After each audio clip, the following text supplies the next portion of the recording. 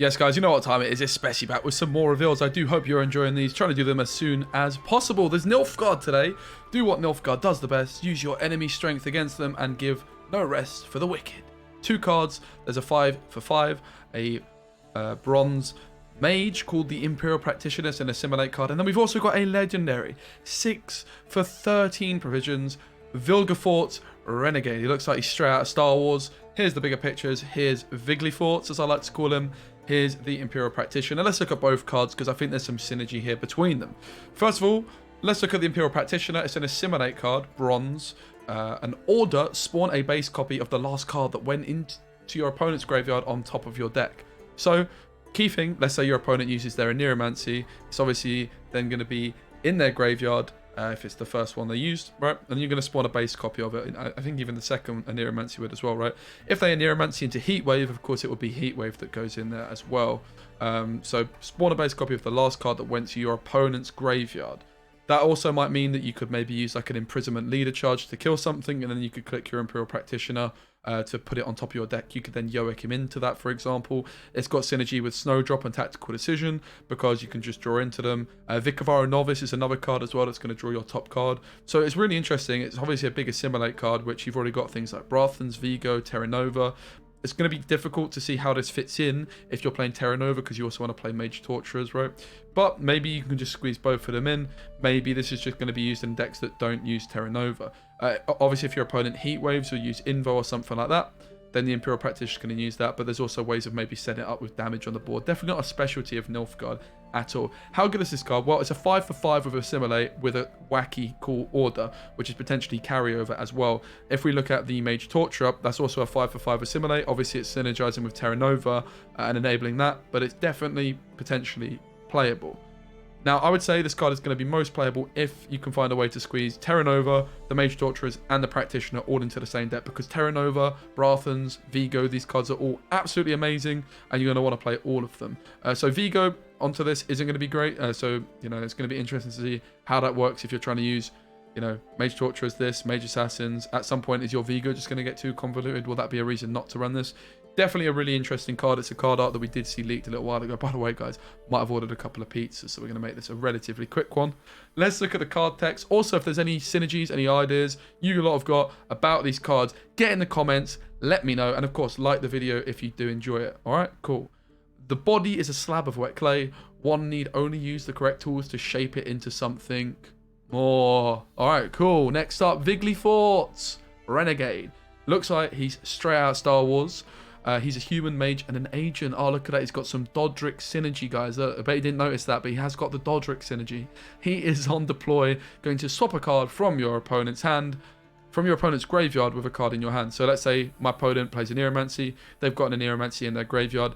Bang. I'm going to give you one of my worst cards. Get rid of that, like a 4 provision card that I just don't want. Maybe I got clogged with like a Golem, for example, right? And then I just put the Golem in my opponent's graveyard and then put the best card from their graveyard into my hand. So if you think working in a similar way to, for example, the location and then Cantarella on Joachim, you're sort of doing a similar thing, right? But it's just one less step. So rather than having the location order and then playing Cantarella or Alchemist, right? You're just playing it straight away, kind of. You're playing this, and then you can keep the good card for later. So what are key targets? Well, a Aneromancy is pretty cool because your opponent isn't going to have it, right? And it also won't be doomed, so you'll be able to use that Aneromancy twice. So it's best as a carryover play, so you're maybe going to be wanting to use it in round 1, so you're going to want to tutor it somehow. But you can also, of course, just use it late in round 3 because your opponent's probably got all their best cards in their graveyard by that point, right? If they've got their Invo, their Heat Waves, all those sorts of things, they're going to be key targets. Again, anything that you remove from the board goes into their graveyard, and then you can just use it yourself. So, obviously, quite similar abilities because this is spawn a base copy of the last card that went to your opponent's graveyard. And then Vilgefortz, you just get to choose a card to put it into your opponent's graveyard, and then you take something from their graveyard. What is the synergy then, you might ask, between these two cards exactly? Well, it's quite scary, okay?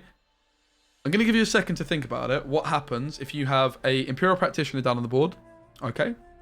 Maybe you've got a few Megascopes, Darren, Operator, you know? And then you play Vilgefortz on a gold card. Let's say on Brathens, okay? hypothetically, I put the Brothans in my hand into my opponent's graveyard. That doesn't sound great. But I also get a card for my trouble. I get one of my opponent's cards to trigger my Assimilate, alright? Then I click my Imperial Practitioners. Let's just say I've got 2. Bang, suddenly my 1 Brothans turned into, well, a card from my opponent's graveyard, preferably a gold, like let's say a Heat Wave. And then I've got 2 Brothans on top of my deck, which also, by the way, weren't in my starting deck, so they're going to trigger Assimilate. Alright, that's pretty good. Now imagine I play Idaran, Megascopes, Operator, and then I do that, and I've got like 5 of these on the board, and then I use my Vilgefortz onto my Brothans, my Terra Nova, my Snowdrop, and suddenly I've got 6 of one card, right? I've got 6 Snowdrops, I've got 6 Terra Novas, I've got 6 Brothans. Sounds pretty spooky. Now, while as spooky as that sounds, what's going to be the big disadvantage of this? Well, you're going to really need to have setup in round 1, okay? I feel like it's going to be the kind of deck that, similar to Foltest, if you do go for this strategy, your opponent just can't give up round control. They're going to need to win the round, right? Because if they just pass on 7, you would just be happy as Larry to just play down to 4, play as many Imperial Practitioners as possible, and get as many Brothans, whatever it might be, Snowdrops, you know, on top of your deck. So that's quite scary. It's like a deck that you just don't want to like ever pass against in round 1. Sort of similar to like Patience Archgriffin decks in that way as well, but this is probably just going to be a little bit more consistent. So quite a scary concept for sure. But you're also going to need to draw Imperial Practitioners. You're also going to need to tutor this Vilgefortz. So I think this is going to be a tactical decision deck. There's a few ways that you can tutor this. He is a mage, so Blight Makers, put him on the top. Draw him with the Vicar of Iron Novice, for example. Vicar of Iron Novice already synergizing as well with the Imperial Practitioners, as well as Mage Assassins. So I would probably think that those cards could be included. Royal Decree as well to tutor the Vilgefortz. But you're also going to need to draw the gold card that you want to put in your opponent's graveyard into your hand as well. So yeah, I think Megascopes, Idaran, maybe even a Defender to just sit these Practitioners behind. And then you can just get 5, 6, 7, 8, 9 Brothans. How many can you get total? Let's think about it. Well, you've got 2 normally. You get obviously double. If every time you spawn something, in theory, you can double it, right? So because of Idaran. So you've got 2. And you've got your 2 Megascopes, which could potentially be 4, so that's going to be 6. You've got your Operator as well, so that's potentially 8 of these. Without using things then like, Operator, let's not forget as well, very, very importantly, what does Operator do? It puts one on your opponent's side. Assimilate on your opponent's side. Bang, Informant. Coup de grace, yeah? You can get a flipping lot of these guys. You can get a lot of these. So that's quite scary, not going to lie. But definitely interested to see how it plays out. Let me know, had anyone spotted this synergy? Let me know if you had or had not. Are you scared about this? It's definitely a bit spooky, but it's also pretty wacky and pretty cool. So looking forward to trying it out in more detail. How competitive will it be? Well, time will tell. And I wonder if there's any other uses for these cards that I've not thought about. But that is the synergy between them. Let's check Vilgefortz's card text. 4 times, Geralt struck to the temple, to the neck, under the arm, to the thigh. Each blow should have been fatal, yet each was parried by the mage. What a lad. He didn't even use any spells, mate. He just dealt with Geralt with no spells, just his flipping staff. What a baller. Even though he's a mage, he still donned Geralt of Rivia in a sword fight. So yeah, hope you guys did enjoy this video. Subscribe if you have not done so already. Like the video. Again, please check out my second channel. I'd really appreciate it if you guys leave any comments or likes over there. It really does mean a lot because I'm trying to start that from scratch, and I'm, it's going well, like 300 subs or so. But obviously, just if you guys can support it even more, that would be amazing. I'm super grateful. And again, streaming every single day at 8 AM UK time, which is 9 AM Central European Standard / Summer time. I still don't know which one it is. But yeah, 8 AM every day UK time. On Twitch. We're going to be playing FIFA tomorrow. In fact, as this video is live, there's a good chance I'm going to be live on Twitch playing some FIFA.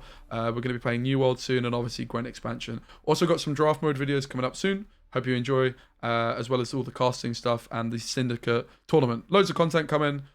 Much love. Excited for more leaks. And 2 more Nilfgaard cards tomorrow. So I guess I'll see you then.